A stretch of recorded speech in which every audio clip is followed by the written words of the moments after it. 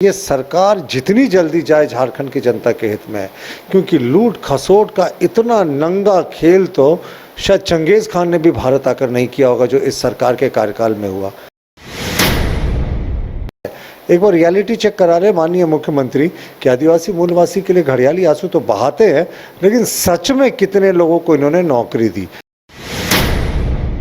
3 लोगों की गिरफ्तारी हुई थी और तीनों को जमानत मिल गई क्योंकि सरकार के पास कोई प्रूफ ही नहीं था। इस आदिवासी मूलवासी जनता ने इनको वोट दिया था, उनको तो ये भूल गए। जिस प्राकृतिक धरोहर की झारखंड की इन्होंने मिनरल्स की रक्षा का वादा किया था, उसको तो इन्होंने लूट लिया। तो इस सरकार से मुक्ति तो जनता चाहती है।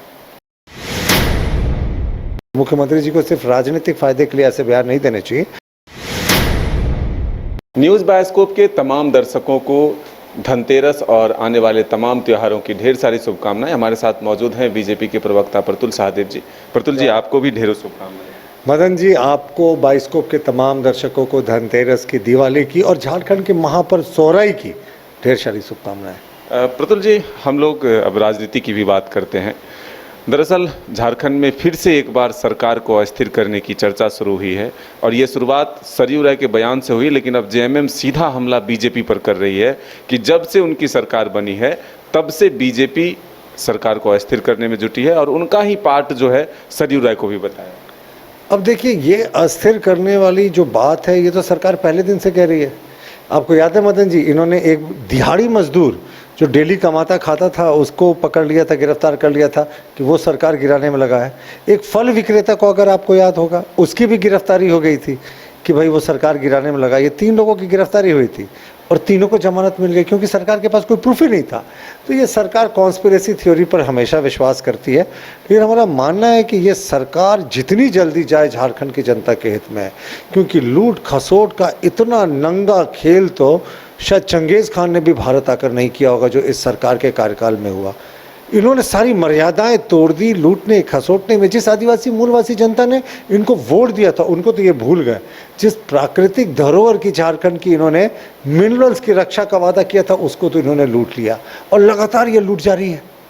तो इस सरकार से मुक्ति तो जनता चाहती है। अब मुख्यमंत्री ने एक नया बयान दिया है और ये कहा है कि जो लोग यहाँ कमाने खाने आए हैं वो उनको अब यहाँ के मूलवासी और आदिवासियों के साथ रहने के लिए सीखना होगा। इस बयान को आप किस रूप में देखें? सीखना होगा मतलब यहाँ के रहन सहन, बोली भाषा, सब चीज़ सीखना होगा, उनके साथ रहने के लिए सीखना होगा। देखिए, मेरे बहुत सारे मित्र हैं जो बाहर से आकर यहाँ बसे हैं, वो मुझसे बेहतर नागपुरी बोलते हैं। तो मुख्यमंत्री जी को सिर्फ राजनीतिक फायदे के लिए ऐसे बयान नहीं देने चाहिए। हमारा मानना है कि झारखंड में आदिवासी मूलवासियों को जो 3rd और 4th ग्रेड की नौकरियां हैं उसमें 100% हक तो मिलना चाहिए। और ये कोई नई बात हम नहीं मांग रहे, ये तो बहुत सारे राज्यों में पहले से ऐसा है। और यहाँ के आदिवासी मूलवासियों का ही सोच के राज बना था कि भाई उनका विकास हो। और माननीय मुख्यमंत्री ने कितने आदिवासी मूलवासियों को नौकरी दी, ये भी देखने वाली बात है। एक बार रियलिटी चेक करा रहे माननीय मुख्यमंत्री कि आदिवासी मूलवासी के लिए घड़ियाली आंसू तो बहाते हैं, लेकिन सच में कितने लोगों को इन्होंने नौकरी दी।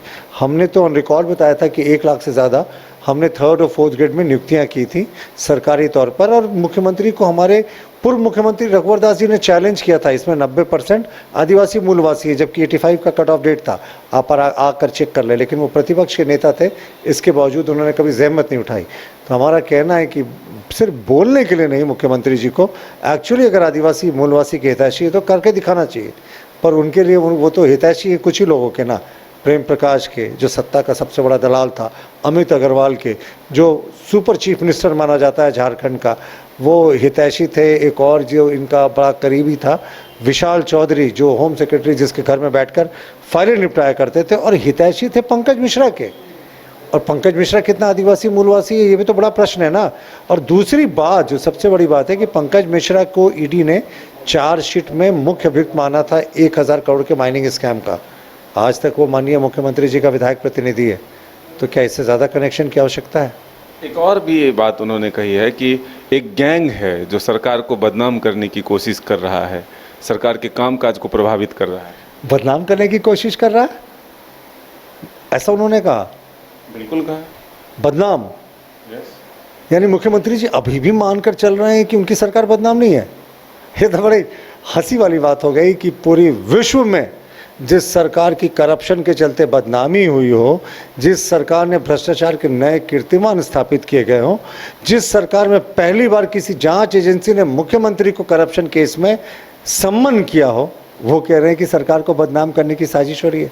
ये सरकार तो पहले दिन से ही बदनाम है और हमारा मानना है कि ये 4 वर्ष झारखंड के काले अध्याय के रूप में जाने जाएंगे। जिस तरीके से नहीं होता था Maurya age, golden age, stone age, ये झारखंड का डार्क एज है, काला अध्याय।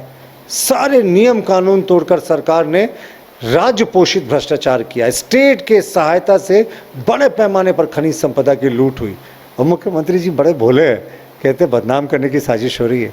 बदनाम तो हुजूर पहले ही हो चुके हैं आप। तो ये थे प्रतुल साहदेव जी, जिन्होंने साफ तौर पर कहा कि इस सरकार में भ्रष्टाचार को जितना बढ़ावा मिला है, ये काले अध्याय में 4 साल लिखे जाएंगे।